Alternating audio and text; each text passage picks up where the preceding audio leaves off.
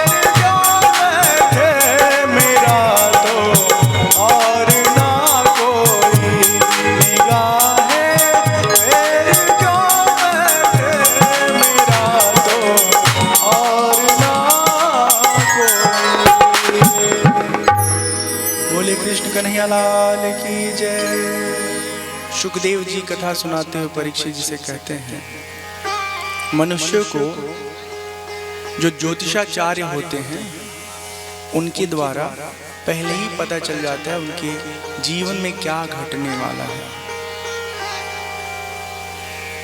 सब लोग जब जानते हैं कि अब कुछ हमारे जीवन में बुरा होने वाला है, कहाँ के लोग? यदुवंश के लोग। तो सब लोग अपने अपने कल्याण के उद्देश्य से पुण्य कर्म करने के लिए समंत पंचक तीर्थ क्षेत्र कुरुक्षेत्र में सब लोग आते हैं। यही वो भूमि है जहां पर कौरव और पांडव के बीच में युद्ध हुआ। परीक्षित इस महान तीर्थ यात्रा के अवसर पर भारतवर्ष के जितने बड़े बड़े साधु महात्मा, राजा महाराजा, सब लोग शामिल हुए। अलग अलग प्रांतों के लोग आते हैं। उनमें अक्रूर जी, वसुदेव जी, उग्रसेन, प्रद्युम्न, सांब, यदुवंशी भी अपने पापों के नाश के लिए कुरुक्षेत्र में आते हैं। कुंती जी वसुदेव जी से मिलती हैं। कुंती जी वसुदेव जी की बहन लगती हैं। कहती हैं, मेरा भाग्य बड़ा बुरा रहा। सुहृदो ज्ञातयः पुत्रा भ्रातरः पितरावपि ननु स्मरन्ति स्वजनम्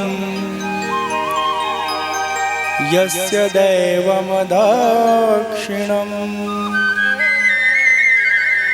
भैया मैं सचमुच बड़ी अभागी हूँ, हमारी एक भी साध पूरी नहीं हो पाई। काश हम आपके लिए कुछ कर पाते। जब जब आप विपत्ति में रहे हम आपकी कोई सहायता नहीं कर पाए, यहाँ तक कि आपकी सुधि भी, समाचार भी नहीं ले पाए।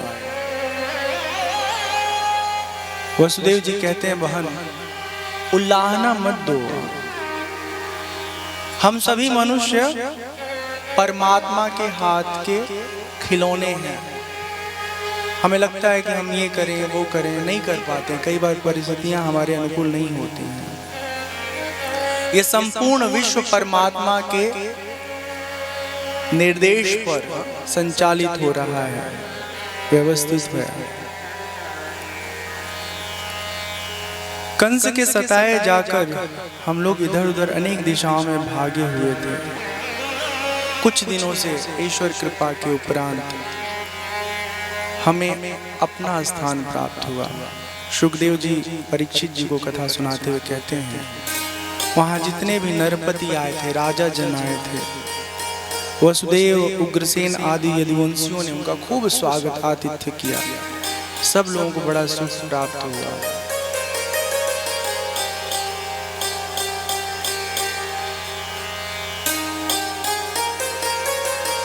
यूं तो हम सब गृहस्थ जीवन में जो लोग हैं झंझटों में ही फंसे रहते हैं,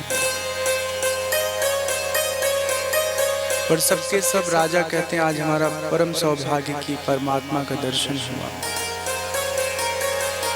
परीक्षित जब नंद बाबा को यह मालूम हुआ कि श्री कृष्ण स्वयं आए हैं इस तीर्थ क्षेत्र में, तो ग्वाल बालों के साथ बहुत सारा सामान बैलगाड़ी पर लाद करके वो भी पहुंचते हैं कुरुक्षेत्र में। वसुदेव जी ने बहुत आनंद के साथ नंद बाबा का स्वागत किया, उनको गले लगाया। कृष्ण रामो परिष्वज्य पितराव विभाद्य च न किंचनो चतुः प्रेम्णा साशुकंठौ कुरुद्वः। भगवान कृष्ण बलराम जी बहुत दिनों के बाद, भैया कुछ भी रखिए, तुम आराम से रखिए, इतना अव्यवस्था नहीं, सब साउंड का गेम है। भगवान श्री कृष्ण और बलराम माता यशोदा से मिलकर के, नंद बाबा से मिलकर बहुत आनंदित होते हैं। माँ यशोदा के हृदय में इतना प्रेम आता है, इतना प्रेम आता है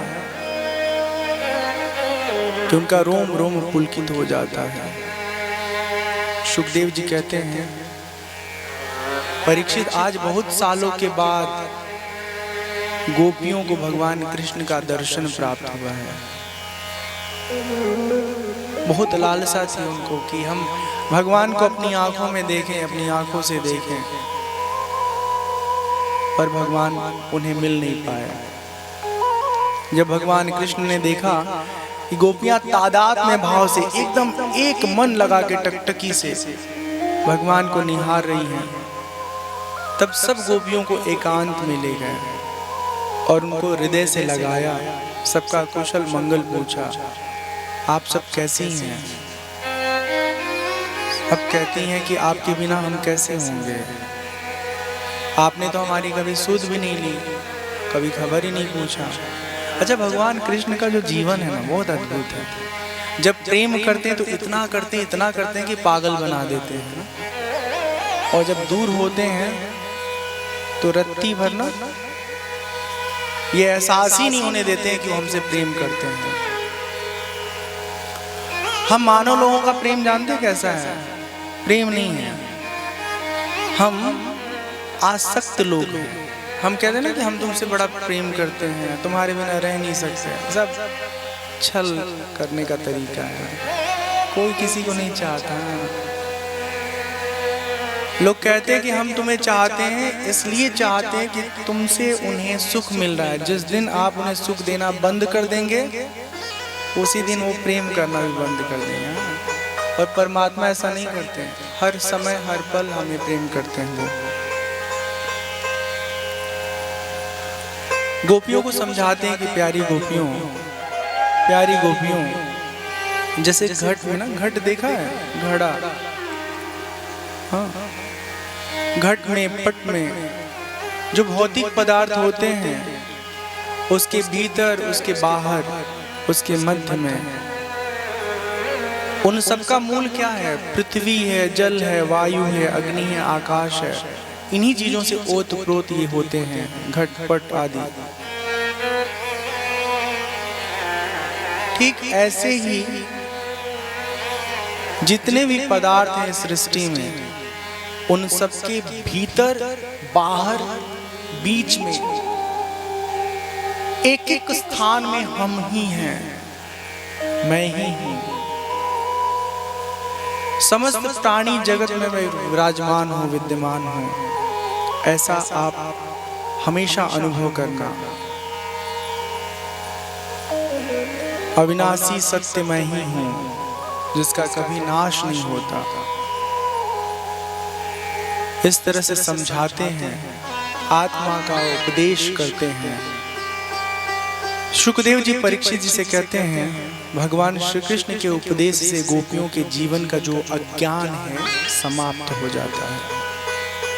सदा सदा के लिए निराकार पर ब्रह्म परमात्मा को वो अपने आत्मस्थ अंतर्यामी रूप में अनुभव कर लेते हैं, और सबके जीवन का जो शोक है वो सब समाप्त हो जाता है। बोलिए कृष्ण कन्हैया लाल की जय। जय जय सीताराम, जय जय राधे श्याम।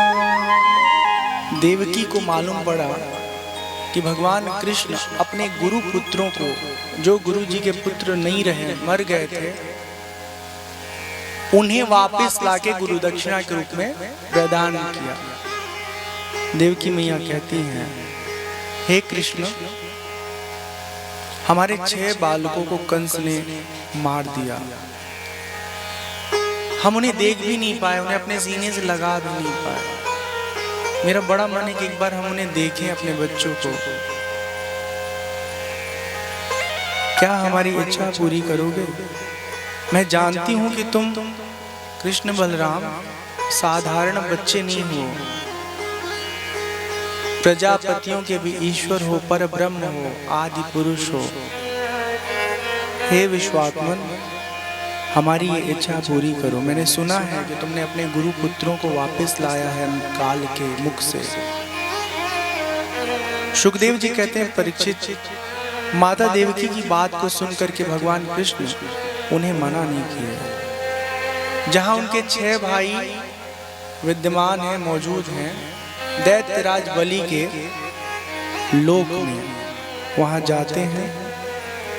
बलि उनको प्रणाम करते हैं भगवान को और कहते हैं, हे प्रभु, हम आपकी क्या सेवा करें।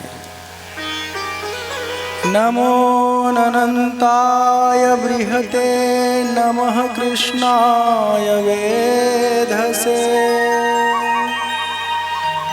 सांख्य योग वितानाय ब्रह्मणे परमात्मने। दैत्यराज बलि कहते हैं, हे बलराम जी, आप अनंत हैं, आपका कोई पार नहीं है। आप इतने महान हैं कि संपूर्ण पृथ्वी के भार को आप खुद वहन करते हैं।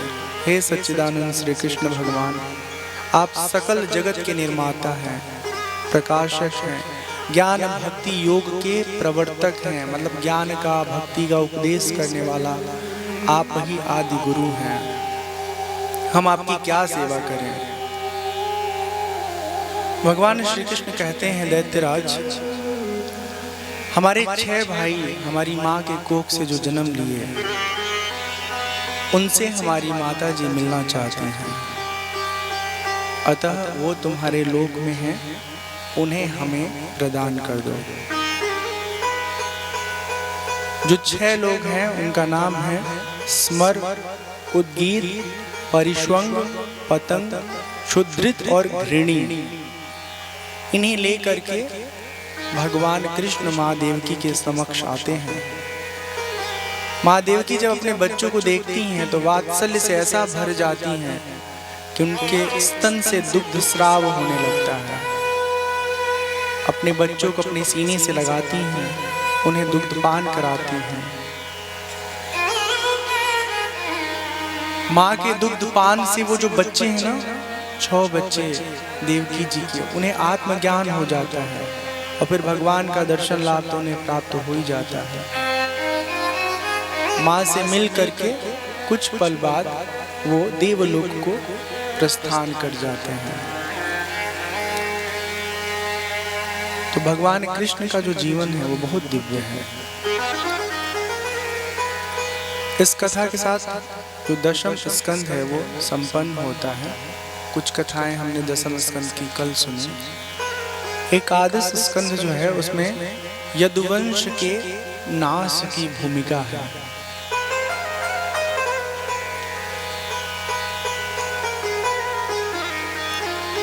भगवान श्री कृष्ण ये जान चुके थे कि हमारे बल प्रताप से हमारे कुल के लोग अत्यंत अत्याचारी हो गए, दुस्साहसी हो गए हैं।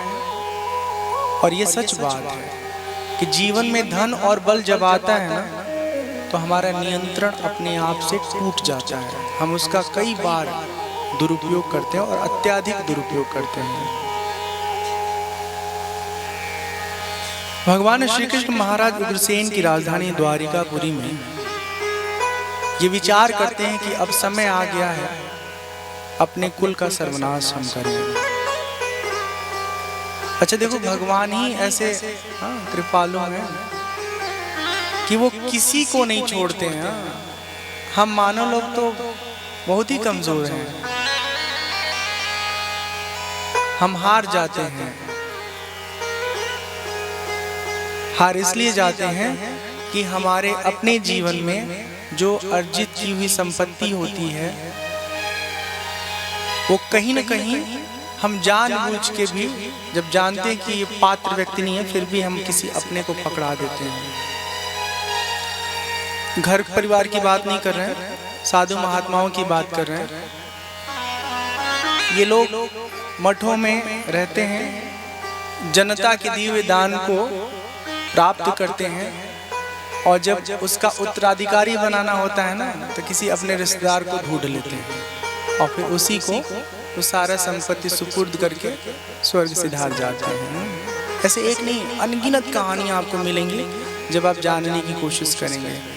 हमारा ये कहना है ना कि आपको जो समाज ने दिया है और जिस जीवन में आप जिए, साधन किए, भजन किए, उसमें संबंध के आधार पर नहीं, पात्रता के आधार पर आप अपने उस साम्राज्य, उस संपत्ति, उस व्यवस्था का उत्तराधिकारी चुनिए तो उत्तम होगा ना।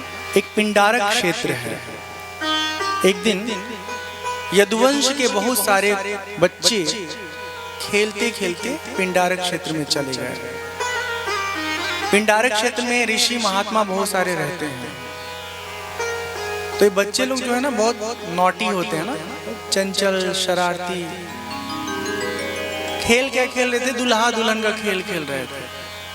महात्मा जी पे नजर पड़ी तो दुल्हन एक लड़का बना हुआ था और एक लड़का दुल्हा बना था, और 5-10 लड़के और इधर उधर कुछ बने रहे होंगे, बाराती बने रहे होंगे, घराती बने रहे होंगे।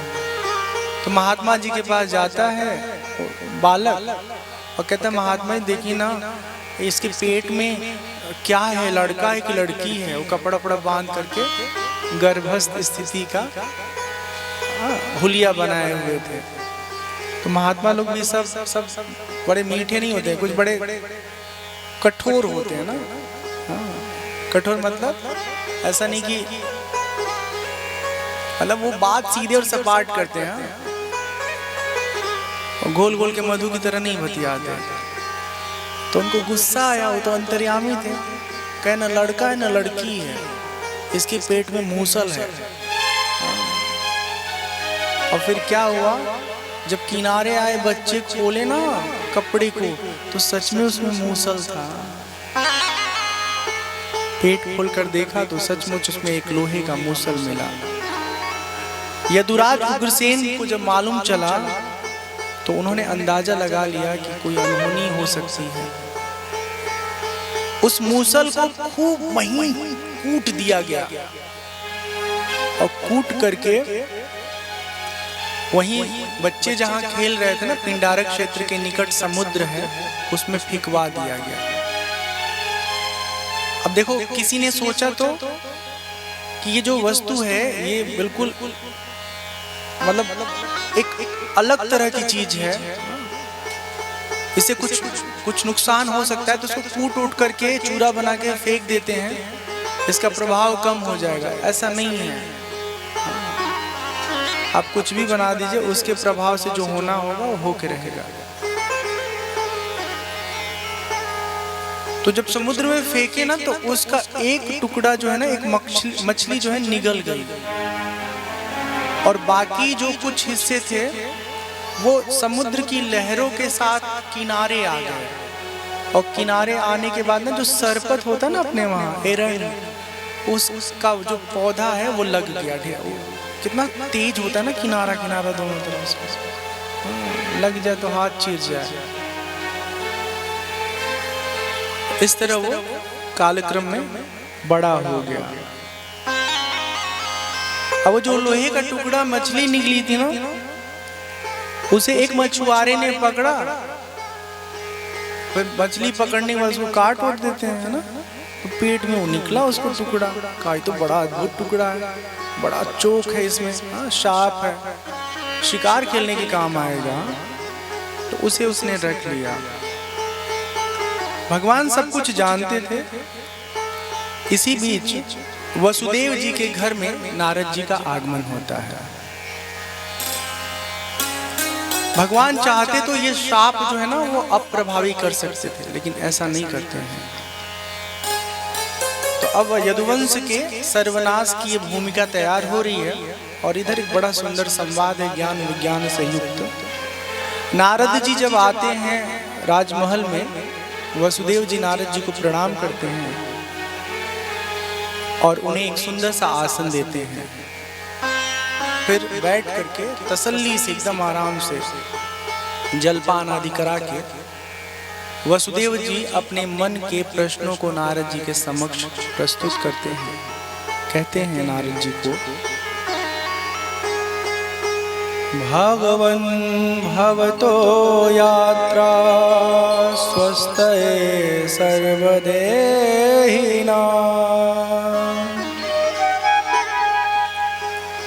कृपणानां यथा पित्रोरुक्तश्लोकवर्त्मना। वसुदेव जी कहते हैं संसार में माता पिता का आगमन पुत्रों के लिए और भगवान की ओर अग्रसर करने के लिए साधु संतों का आगमन जीवन में होता है। मतलब माता पिता बच्चों के पालन पोषण जन्म के लिए होते हैं और जो साधु संत होते हैं वो हमें भगवान की ओर लगाने के लिए होते हैं। आप परम भगवत प्रेमी हैं, भगवान के अत्यंत प्रिय हैं। हे नारद जी, आप मुझे ऐसा उपदेश दीजिए ना जिससे जन्म मृत्यु के इस भयावह दुख से सदा सदा के लिए हम छूट जाएं, हम मोह से मुक्त हो जाएं, अनायास इस भवसागर को पार कर जाएं। नारद जी उन्हें एक कथा सुनाते हैं। नारद जी कहते हैं एक राजा रहे निमि। ऋषभ देव जी के पुत्र हुए 9 जो अलग अलग नामों से योगेश्वर के रूप में प्रसिद्ध हुए। तो नारद जी विदेह राज निमि के मध्य जो ऋषभ देव जी के 9 योगी पुत्र हुए, जो संवाद हुआ वही वसुदेव जी को बता रहे हैं, समझा रहे हैं। बहुत सुंदर संवाद है। जीवन से जुड़े जो बहुत सारे सवाल हैं हम सब के, उन सब सवालों का उत्तर हमें इस प्रसंग में श्रवण करने को प्राप्त होता है। एक बार की बात है, अजनाब भारतवर्ष का एक नाम है, प्राचीन नाम है। अजनाब वर्ष में विदेह राज महात्मा निमि एक आयोजन किया। उसमें बड़े बड़े ऋषि लोग आए, उस यज्ञ में सब लोग शामिल हुए। उसी आयोजन के मध्य 9 योगीश्वर जो हैं वो स्वच्छंद विचरण करते हुए निमि के दरबार में पहुंचे। महाराज निमि ने उन्हें आदर दिया, आसन दिया, उनको पूरा सम्मान देकर के जलपान आदि करा के और फिर उनके सामने बैठ करके अपने मन के प्रश्नों को पूछा। दुर्लभो मानुषो देहो देहिनां षडभंगुरः तत्रापि दुर्लभं मन्ये वैकुंठ प्रियदर्शनम्। अत आत्यांतिकं क्षेमं पृच्छामो भवतो नघाः। संसारेऽस्मिन् क्षणार्धोऽपि सत्संगः सेवधिर्नृणाम्।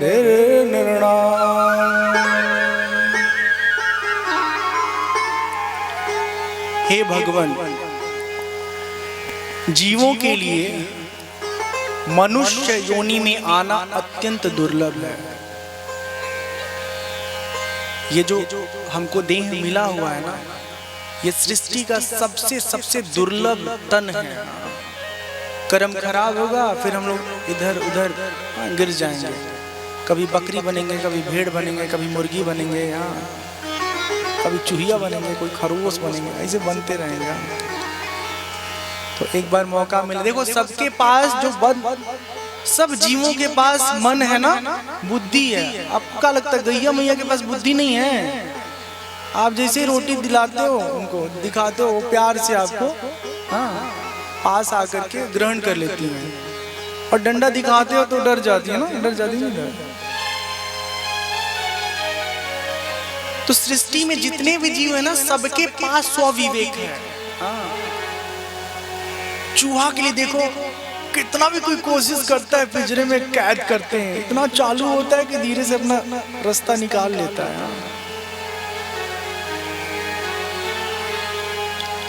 तो सबके पास एक सीमित विवेक है। हाँ?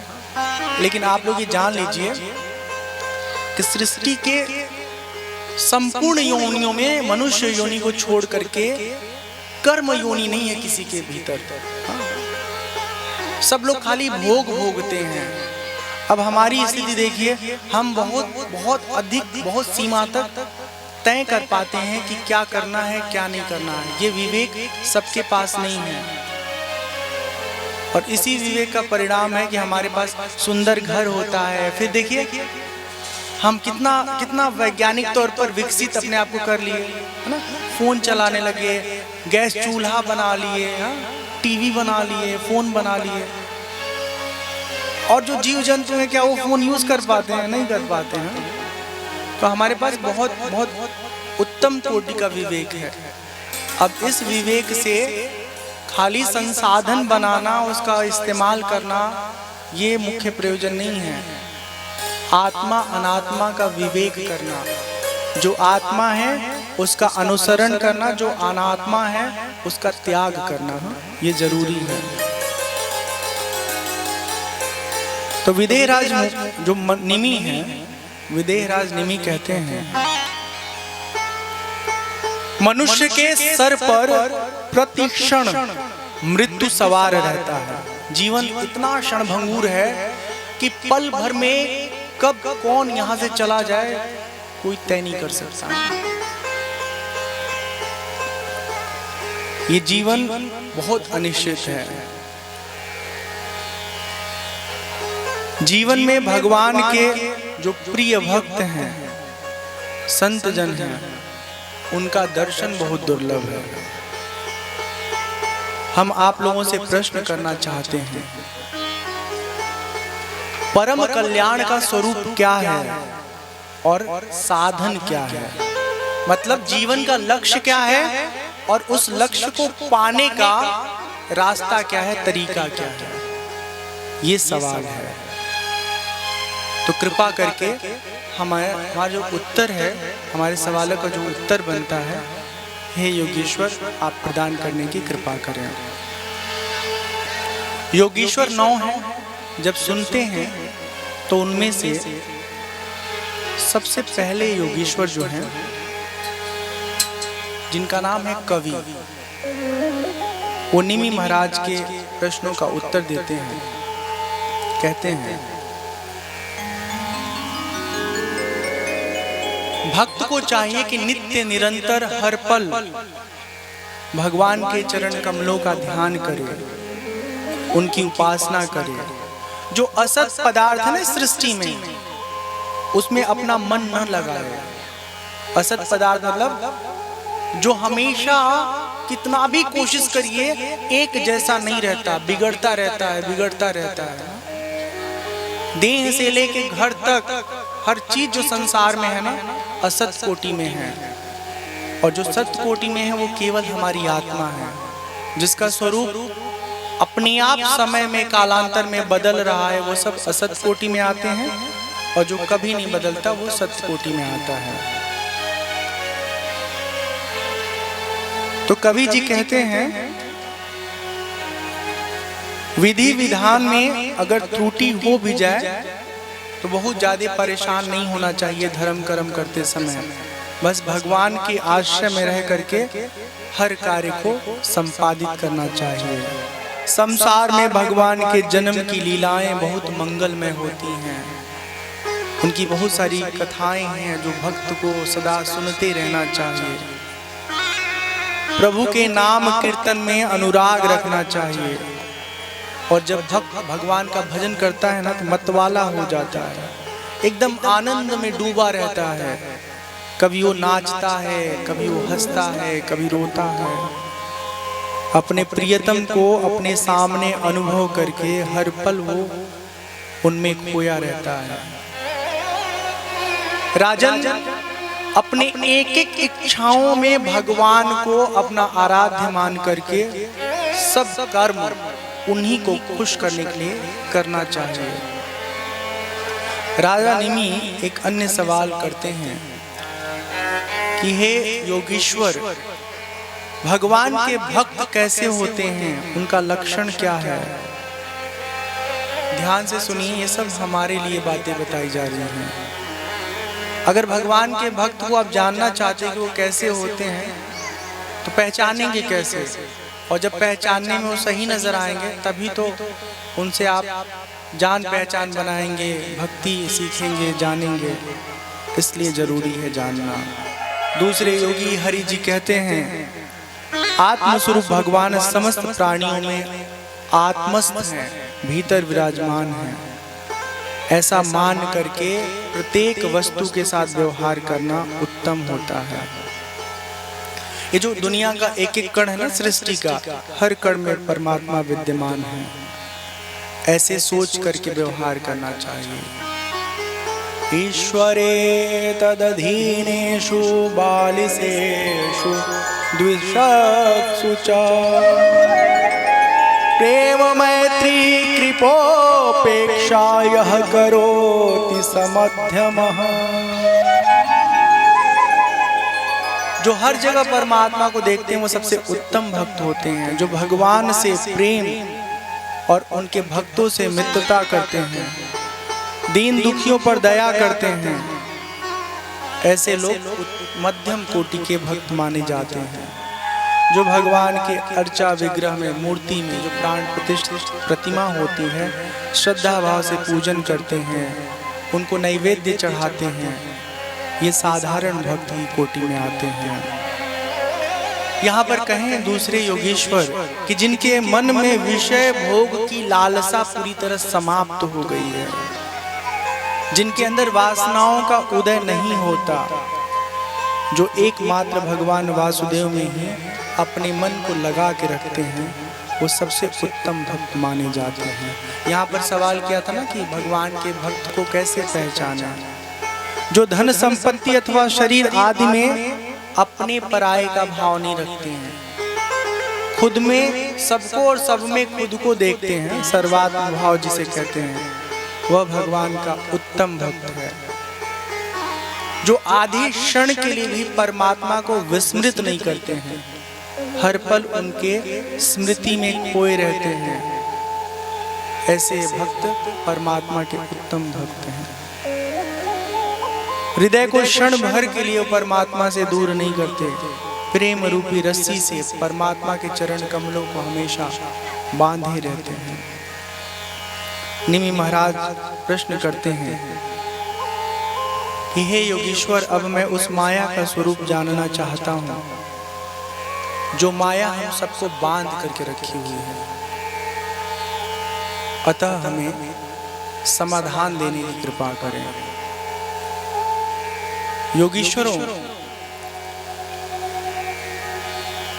आप लोग भगवत भक्त हैं, आप अमृत का पान कराने में समर्थ हैं, आप हमारे जीवन के तापों को मिटाने में सक्षम हैं, कृपा करें। तो तीसरे योगीश्वर जो है अंतरिक्ष जी, वो सवालों का उत्तर देते हैं कि माया का स्वरूप क्या है। कहते हैं देह अभिमानी जो है ना, जो देहाभिमानी होता है, वो अपने देह से इतर अपने आप को महसूस नहीं कर पाता है और इंद्रिय जन्य भोगों में सदा लिप्त रहता है। पंच महाभूतों द्वारा निर्मित शरीर को अपना स्वरूप मानता है और उसी में आसक्त रहता है। ये सब जिसके कारण होता है वो भगवान की माया है। भगवान की जो माया है वो सृष्टि का पालन करती है, जन्म देती है और संहार करती है, और वो उनसे अलग नहीं है। वो भगवान के शक्ति के रूप में भगवान के भीतर हमेशा विद्यमान रहती है। ठीक है, शिव और शक्ति के बारे में हम सब सुने हैं ना, तो शिव और शक्ति दोनों अलग नहीं है। शक्ति और शक्तिमान दो शब्द हैं ना, तो क्या ये दोनों अलग अलग हैं? नहीं है। एक व्यक्ति है, उसके शरीर की शक्तियां कभी कभी शिथिल हो जाती जब वो बीमार होता है। हाँ, न चल पाता है, न दौड़ पाता है, न उठ पाता है, तो क्या होता है? कहते हैं ना इनकी शक्ति क्षीण हो गई है, इनकी शक्ति न जाने कहाँ खो गई है। ठीक ऐसे ही परमात्मा की जो शक्ति है ना, वही देवी का स्वरूप है। तो राजा निमि एक अन्य सवाल करते हैं कि भगवान की माया को पार करना बड़ा कठिन है, कैसे इसे पार किया जाए। चौथे योगेश्वर प्रबुद्ध जी बोलते हैं,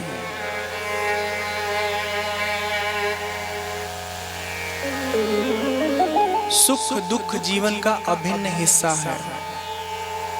अगर कोई सोचे कि हमारे जीवन में केवल सुख हो सुख हो सुख हो, ऐसा कभी संभव नहीं है। तो सुख दुख जो भी आ रहा है उसको सहते हुए अपना मन अपने आत्मज्ञान में लगाए रखें। हर समय अपने बारे में सोचें, आत्मचिंतन करें, आत्म विवेक करें। नित्यानित्य जो सत्य तत्व है, जो असत्य तत्व है, नित्य अनित्य उसको कहते हैं, उसके बारे में विचार करना होगा। ठीक है, मतलब कुल मिला के सार ये है कि जो संसार में हमेशा खराब होने वाली चीजें हैं उसमें अपना ध्यान नहीं लगाना है, और जो कभी ना खराब होने वाली चीज है ना, वो एक ही है, शरीर के भीतर हम और हमारी आत्मा। मतलब जो हम है वही हमारी आत्मा है, जो सुन रहा है, जो देख रहा है, जो महसूस कर रहा है, और दूसरा हम सबका मालिक परमात्मा। तो इनके बारे में सोचना है, समझना है। किसी के भीतर का दोष नहीं देखना है, छिद्रान्वेषण नहीं करना है, हमेशा सबके प्रति प्रेम भाव रखना है, घृणा का त्याग करना है। जो परम कल्याण चाहने वाले जिज्ञासु जन हैं, उन्हें गुरुदेव की शरण लेनी चाहिए। और गुरु कैसा हो, जो आपको समझाए, बताए, सिखाए ज्ञान की बातें, तत्व ज्ञानी हो, परमात्मा का भक्त हो, और संसार के प्रपंच से मुक्त हो। संसार का प्रपंच जानते हैं क्या? इधर की बात, उधर की बात, ये काम, वो काम, इसी में लगे पड़े हैं। दुनिया को कहते हैं कि मोह माया है सब, पैसे के पीछे मत भागो बच्चा, खत्म हो जाओगे, बर्बाद हो जाओगे, कहीं के नहीं रह पाओगे। जितना पैसा रुपया कमा के रखे हो सब इधर लाके चढ़ा दो बच्चा, क्या करोगे तुम पैसा रुपया रख करके? तो हमें क्या पैसे रुपये की जरूरत नहीं, हम लोग भंडारा चलाएंगे, गौशाला खोलेंगे, धर्मार्थ कार्य करेंगे। ऐसा जब होता है तो अच्छी बात है, ठीक। लेकिन जितना दान जाता है ना आश्रमों में, उसका थोड़ा अंश ही खाली सेवा के प्रकल्पों पे खर्च होता है, बाकी सब बाबा जी लोग अपने साम्राज्य को स्थापित करने में लगा देते हैं। तो ये सही नहीं है। हम तो सोचते हैं समाज से मिली हुई संपत्ति और धन पर समाज का ही अधिकार है। कितना अच्छा होता कि बाबा को जितना पैसा मिलता, बाबा जी लड्डू पेड़ा की जगह पैसा ही बांटते रहते। पैसा नहीं, इधर आओ, ले जाओ, इधर आओ, ले जाओ। अरे नहीं, 5,500 रुपये ही देते, क्या करना है? हो तो जरूर दें, ठीक है।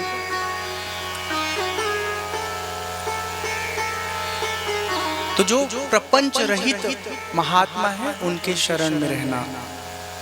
जिज्ञासु को चाहिए कि गुरु को अपना परम प्रियतम माने, उन्हें खूब प्रेम करे, उनकी सेवा करे, और उनके ज्ञान से अपने आप को ज्ञानवान बनाए, और अपने आत्मा का अनुसंधान करके उस आत्मा में स्थित हो जाए।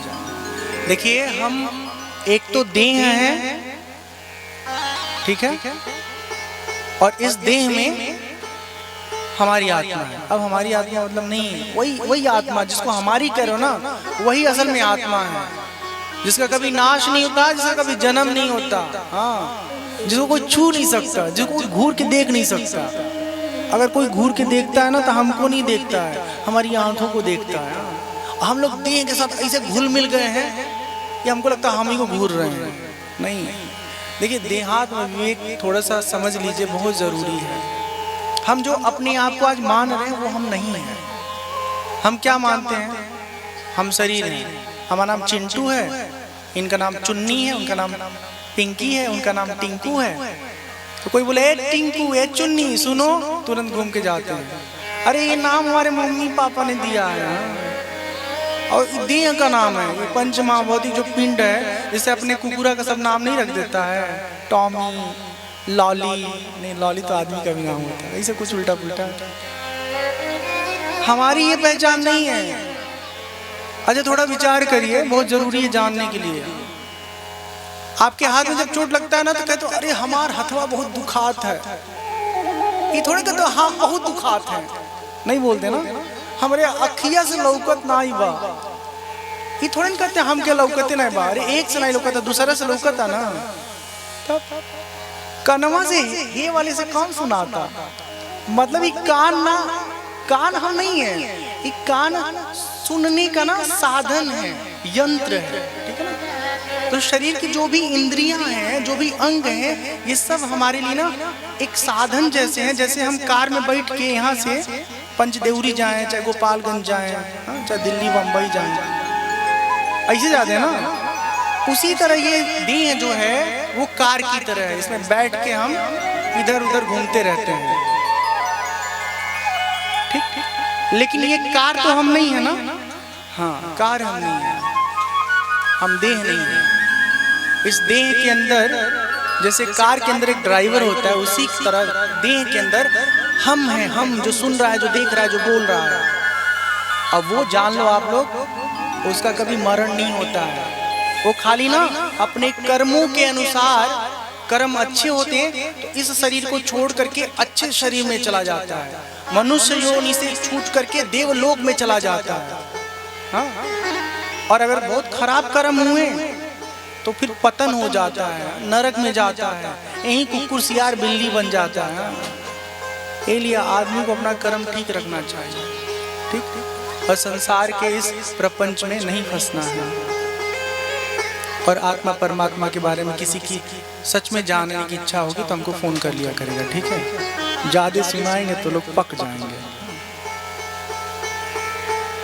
शास्त्र की निंदा न करने वाला हो, ऐसा हो। हाँ? प्राणायाम करे।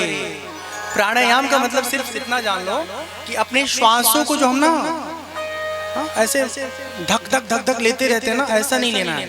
श्वास को लेना है, अंदर रोकना है, फिर धीरे धीरे छोड़ना है। कहते हैं हमारे जीवन के साथ हमको श्वासें गिन के मिली रहती हैं, उसको जल्दी जल्दी खर्च कर दो, चाहे धीरे धीरे खर्च करो, तय आप कर लो। अपने इंद्रियों को अपने वश में रखना बहुत जरूरी है। हाँ, इंद्रियां मतलब क्या? अब अचार खाए के मन करता। एक जने हमारे संगतकार में भैया जी बांसुरी वादक, अभी रात का खाना खाने बैठे, पूड़ी बना था खाने में, तो कहे चावल नहीं बना है, तो उस दिन नहीं बना था, तो कहे जरा चावल बनवा दीजिएगा, ठीक है ना। अब तो रात के 11 बजे चावल बनवावल जा, काहे ऐसा होता? इंद्रिय पर नियंत्रण नहीं बा। अब ये नहीं हम ही जो भी कटघरे में आएगा उसको तो हम चढ़ा देंगे सूली पे। हाँ, सबको सुधरना है, खाली आप लोगों को सुधारने का ठेका थोड़े नहीं है हम, इनको भी बताना है। आपके थाली में अगर कोई चीज आया है और कोई चीज नहीं है या लाना कोई भूल गया, तो साधक को चाहिए कि जो आया है ना उसको प्रसाद समझ के स्वीकार कर दे। बहुत जरूरी बात बता रहे हैं। घर में बवाल हो जाता है इन्हीं सब छोटी छोटी चीजों के लिए। का मिर्चा नहीं रख पाई आप, अचार कौन लाएगा? आपकी अम्मा। गजब। अरे अचार नहीं थाली में तो बिना अचार का नहीं एक दिन खा सकते हैं। तो इंद्रिय पर जो नियंत्रण नहीं कर पाएगा वो जीवन में मन पर नियंत्रण कभी नहीं कर पाएगा, और जिसका मन पर नियंत्रण नहीं है उसको तो भगवान की प्राप्ति असंभव है। आपको बताऊं मैं अपने बारे में, हमारे सामने थाली में कुछ रख दीजिएगा ना, अगर नमक ज्यादा बा तो हम ठंडा पानी मिला के खा ले। हाँ, ये अलग बात है, चाय में अगर केहू सीरा बना के दे दे तो धीरे से रख दे आदमी, हमें पानी नहीं मिला पाता आदमी। जो कुछ आपको मिल रहा है ना उसमें खुश रहिए, शिकायत करना बंद करिए, ठीक है।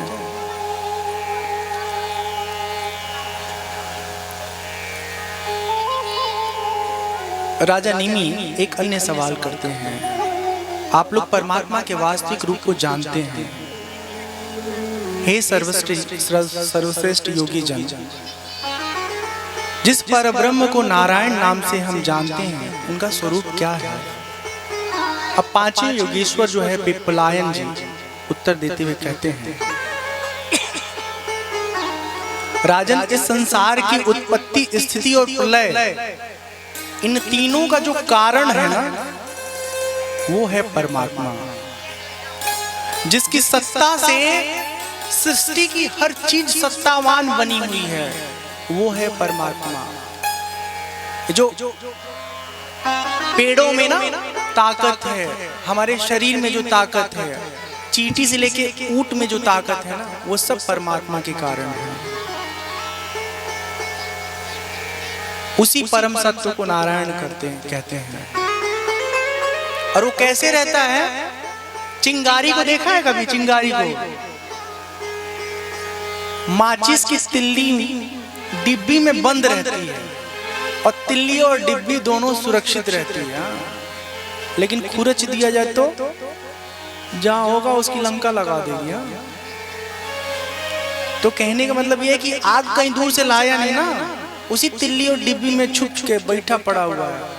उसी तरह भगवान हम सबके भीतर, हम सबके आसपास हर पल हर क्षण मौजूद है, निराकार रूप से। जब सृष्टि नहीं थी तब भी परमात्मा थे, सृष्टि के बाद भी परमात्मा है कण कण में, और जब सृष्टि नहीं रहेगी उस वक्त भी जहां पर ये सारी सृष्टि विद्यमान होगी, वो परमात्मा होंगे जहां पर होगी। हाँ, तो मतलब परमात्मा में विद्यमान रहेगी।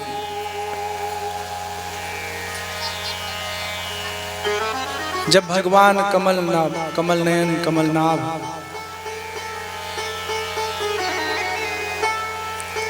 उनकी भक्ति कोई करता है, तो उस भक्ति के अग्नि में चित्त के सारे मल समाप्त हो जाते हैं, जल जाते हैं, और उसका हृदय शुद्ध हो जाता है।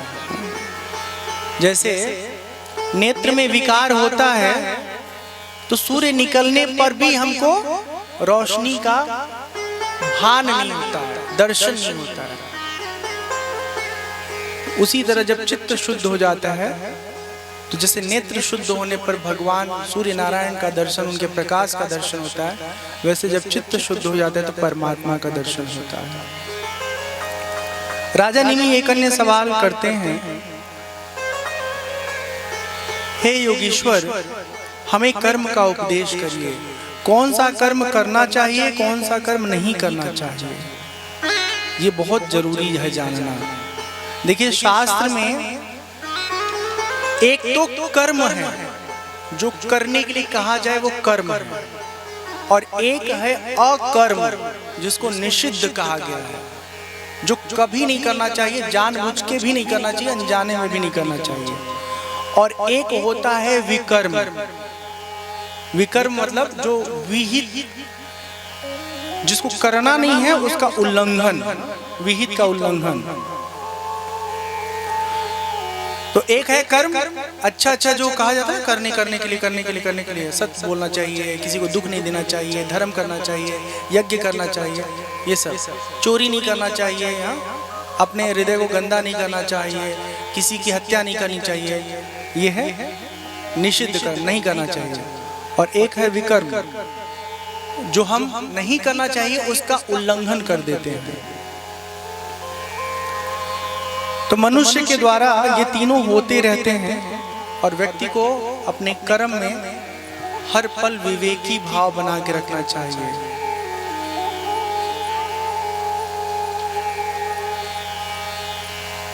ये जो स्वर्ग आदि का हम उल्लेख सुनते हैं ना कि यज्ञ करोगे तो स्वर्ग की प्राप्ति होगी, सुना है ना ऐसा? तो इसके पीछे का मूल प्रयोजन ये होता है कि जो हमारा मन इधर उधर के फालतू कामों में लगा रहता है ना, एक लालच पकड़ा के हम अच्छे कामों की ओर प्रवृत्त हो जाएं।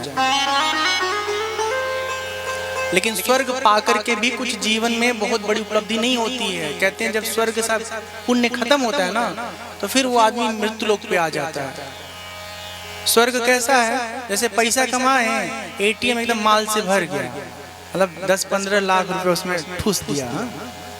अब कहाँ गए? अब दुबई गए, सिंगापुर गए, लंदन गए, गोपालगंज गए, पटना गए, पंचदेवरी गए, ढेर सारा एक ट्रक सामान खरीद के कुछ खर्चा वर्चा करके चले आए। अब उसके बाद जब पैसा खत्म हुआ तो क्या होगा? कोई दुकान में घुसने देगा? नहीं घुसने देगा। नो एंट्री लग जाएगी। फिर कमाइए, फिर जाइए, ऐश करिए। तो उसी तरह यहाँ धरती पर पुण्य कमाइए, स्वर्ग में जाके उसको भोगिए। तो ये कर्म करिए, फल कमाइए, भोगिए, फिर कर्म करिए, फिर फल कमाइए, भोगिए। इससे अच्छा है सदा सदा के लिए मुक्त हो जाइए। और मुक्ति पाने के लिए ना कुछ नहीं करना है, खुद को जानना है बस। जिस समय हमको हमारा बोध हो जाएगा ना, उस समय हम कर्म बंधन में नहीं फंसते हैं। और जानना क्या है? बस यही जानना कि हम देह नहीं हैं, हम आत्मा हैं, नित्य नवीन अजन्मा अनादि। ये शरीर छूटे तो छूटे, हमारा कोई वजूद खत्म नहीं होने वाला। हम यहाँ से निकलेंगे, परमात्मा तत्व में विलीन हो जाएंगे। ठीक ऐसे ही जैसे गंगा जल आपने एक लोटा लाया है, तो आपके घर वाला लोटा में जो गंगा जल है ना, उनका तत्व तो वही है जो विशाल गंगा के प्रवाह में है, लेकिन स्वरूप उनका सीमित हो गया ना। 1 लीटर की गंगा जल हो गई ना, जब वो पूरे विशाल प्रवाह में फिर से शामिल हो जाएंगी, तो वो गंगा जी जो है ना, वो पूरे लोक को पवित्र करने वाली गंगा जी हो जाएंगी। ठीक है। राजन, जो पुरुष चाहता है अपना परम कल्याण, उसे अपने आत्मा का शोधन करना होगा। मैं और मेरे के इस भ्रम से निकल करके अपने शुद्ध स्वरूप को जानना होगा।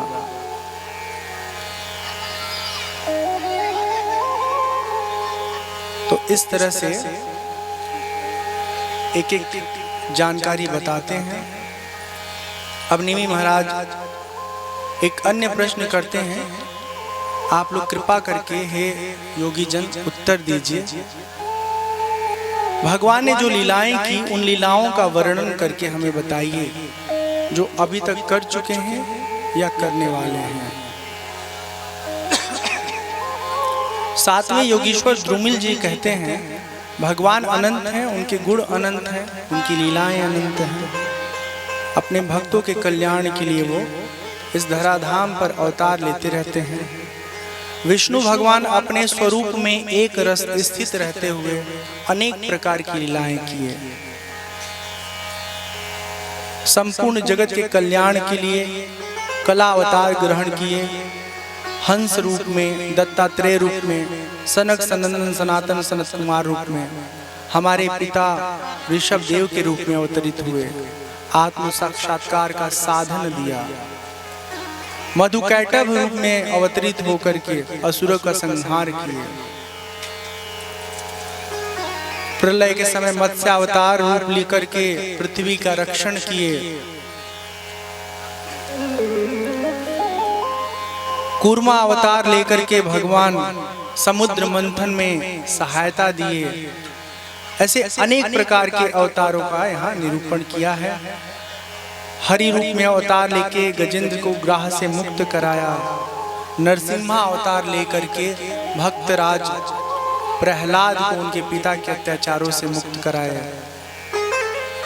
वामन अवतार लेकर के बलि से दान लेकर के पुनः देवराज इंद्र की जो सत्ता है उसको स्थापित किए। आगे चल के परशुराम अवतार लेते हैं भगवान परशुराम के रूप में। फिर रामावतार होता है, समुद्र में पुल बांध करके लंका पहुंचते हैं अपनी सेना के साथ, और रावण का पूरा राज्य, उसका जीवन, सब कुछ समाप्त कर देते हैं। आगे पृथ्वी का भार उतारने के लिए यही परमात्मा भगवान कृष्ण के रूप में यदुवंश में द्वापर काल में अवतार लेते हैं। और फिर आने वाले कल में बुद्ध भगवान प्रकट होंगे और एक कल्कि भगवान का अवतार होगा दक्षिण भारत में। तो वो कब होगा नहीं मालूम, तय करना बहुत मुश्किल है। हम लोगों के जीवन काल में होगा तो दर्शन करेंगे, और हम लोगों के बाद होगा तो हम लोगों के बाद वाले दर्शन करेंगे। तो ऐसे भगवान के जन्म कर्म की बड़ी प्रचुरता है, अनेक है उनके जन्म, सबका बखान सबका निरूपण नहीं हो सकता। अब एक अन्य सवाल करते हैं, जिनकी कामनाएं शांत नहीं हुई हैं, जो प्रायः भगवान का भजन नहीं करते, ऐसे लोगों के लिए क्या साधन है? ये सब हम लोगों का ये मसाला है, ठीक है ना। हम लोग की हालत क्या है? हम लोग खाली दुनिया के रस में ना डूबे पड़े हैं। इसका मजा ले लें, उसका मजा ले लें, यहाँ घूम लें, वहाँ घूम लें, इनसे मिल लें, उनसे मिल लें, इसी में अपना सब समय खर्च कर देते हैं। जिनकी कामनाएं शांत नहीं हुई हैं, जो लोग भगवान का भजन नहीं करते हैं, उनको क्या करना चाहिए? आठवें योगीश्वर जो चमस जी हैं वो बताते हैं, कामनाओं की सीमा नहीं है सीमा? बचपन से लेके अब तक कम से कम 20 नहीं, कम से कम 150 तरह का कपड़ा खरीदा जा चुका होगा। 1500 का बताओ। अरे हम रुपया नहीं कहती, 1500 संख्या कहते हैं। हाँ हम बुझ गए।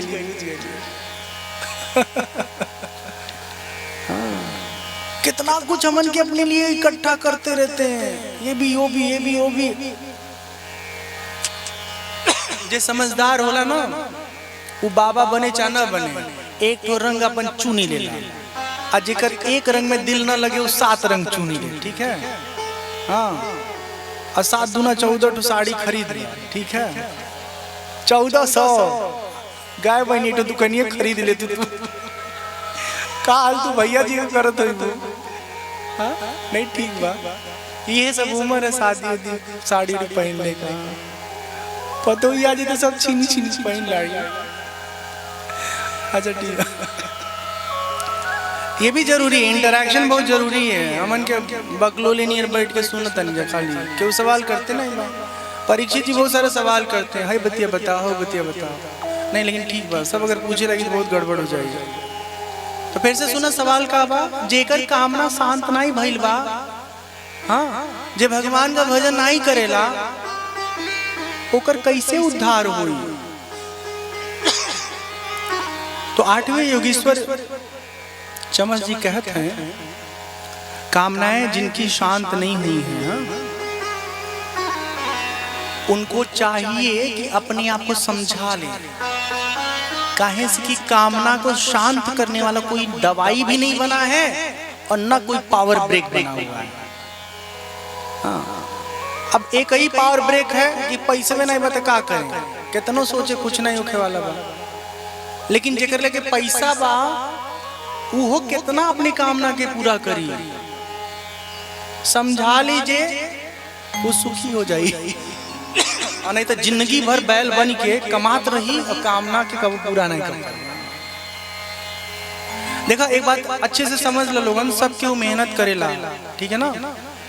चाहे टीचर होके, चाहे दुकानदार होके, चाहे वकील होके, चाहे नेताजी होके, चाहे बाबा जी होके, चाहे दुल्हन होके, चाहे दूल्हा होके, क्यों सब मेहनत करेला, ठीक है ना।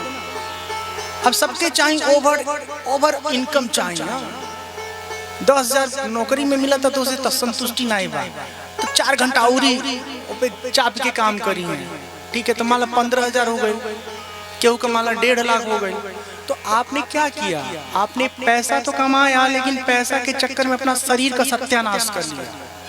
कोनो गाड़ी जब इतना ज्यादा जोतब तो चे के बैठ ही जाई।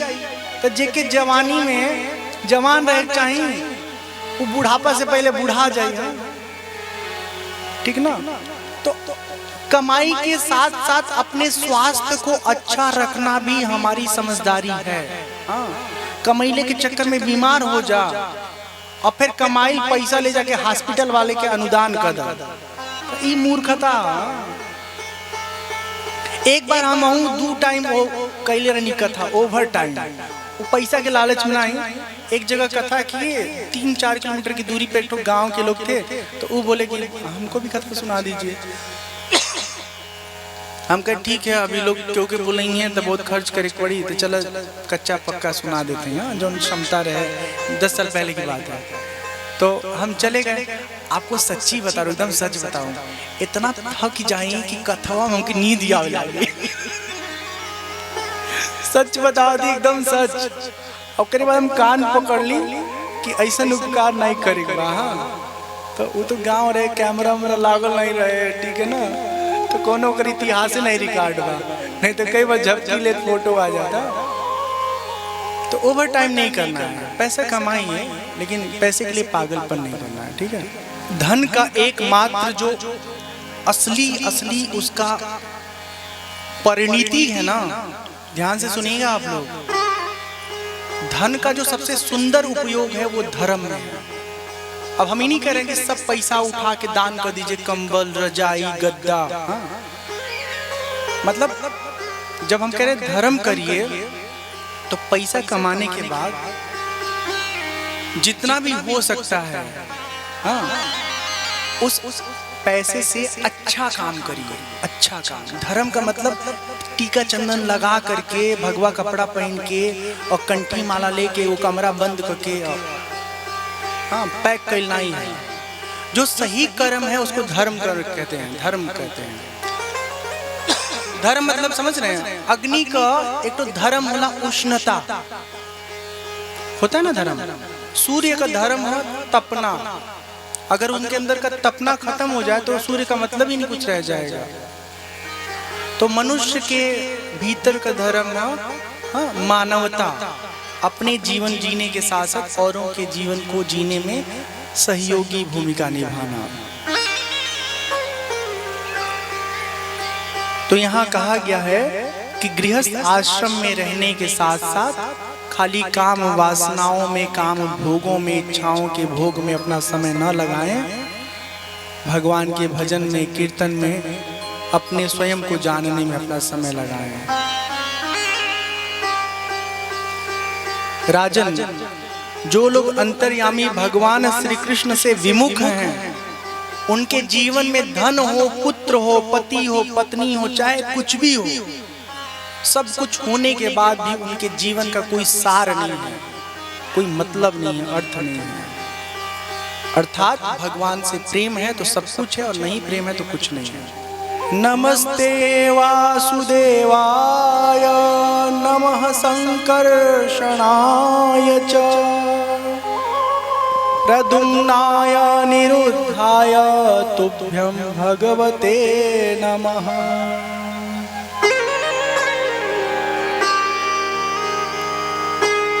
नारायणाय ऋषये पुरुषाय महात्मने, विश्वेश्वराय विश्वाय सर्वभूतात्मने नमः। नमस्ते वासुदेवाय, नमः संकर्षणाय च। हे ज्ञान स्वरूप भगवान वासुदेव, क्रिया शक्ति भगवान संकर्षण बलराम जी, आप दोनों को हमारा नमस्कार है। हे प्रद्युम्न अनिरुद्ध जी, आप दोनों को नमस्कार है। हे विश्वेश्वर सर्वभूतात्मा परमात्मा, आपको प्रणाम है। द्वापर में लोग आपको भगवान श्री कृष्ण को भजते हैं, उनके रूप का चिंतन करते हैं, और कलयुग में भगवान श्री का श्री विग्रह जो है भगवान का, ये पूजनीय है। तो ऐसे सतयुग में सत्य, त्रेता में यज्ञ, और कलयुग में जो है नाम जप, द्वापर में भगवान की लीला, ये प्रमुख साधन रहा है भजन का। भगवान की लीला गुण नाम के कीर्तन से बढ़कर और कोई साधन नहीं है जो परम लाभ प्रदान कर पाए। सतयुग, त्रेता, द्वापर में प्रजा अनेक प्रकार के साधन करती थी, पर कलयुग में केवल हरि नाम सुमिरन भजन से भक्त का कल्याण हो जाएगा। नारद जी कहते हैं, वसुदेव जी मिथिला नरेश राजा निमि 9 योगीश्वरों के इस संवाद को जब सुनते तो बहुत आनंदित होते हैं। विदेह राज निमि बहुत प्रसन्न होते हैं। जैसा जैसा बताया है योगीश्वरों ने, वैसा वैसा अपना आचरण करते हैं और परम पद को प्राप्त कर लेते हैं। बोलिए श्री कृष्ण भगवान की जय। यहाँ पर नारद जी कहते हैं वसुदेव जी से भगवान कृष्ण के पिता से कि हे वसुदेव जी, भगवान कृष्ण हैं। हाँ, और ये आपके पुत्र जो लल्ला है ना, जिन्हें कान्हा कहते हैं, इन्हें साधारण मत समझिए, ये परमात्मा परब्रह्म है। इन्होंने अपना ऐश्वर्य छुपा रखा है, तो इनको परब्रह्म समझ करके इनका भजन करिए, सुमिरन करिए। सुखदेव जी कहते हैं, परीक्षित, जब देवर्षि नारद वसुदेव जी को उपदेश करके चले गए, तब अपने पुत्र सनकादि देवताओं और प्रजापतियों के साथ ब्रह्मा जी, भगवान भोलेनाथ, देवराज इंद्र, सब लोग द्वारकापुरी में आते हैं और भगवान कृष्ण जी से कहते हैं कि हे भगवान, बहुत समय तक आपने लीला कर लिया, अब अपने धाम को पधारिए, वहाँ हम सब आपकी प्रतीक्षा कर रहे हैं। भगवान कहते हैं देवता लोगों से, हम खुद भी आना चाहते हैं अपने धाम, पर एक काम अभी अधूरा पड़ा हुआ है, वो है हमारे कुल का सर्वनाश। बस वो काम कर लेते हैं, फिर हम आपके साथ आपके बीच आ जाएंगे। तो आगे की कथा में हम लोग प्रवेश करेंगे। यहाँ पर आगे दत्तात्रेय जी की कथा आती है। उन्होंने 24 गुरु बनाए और हर गुरु से उन्होंने कुछ न कुछ सीखा।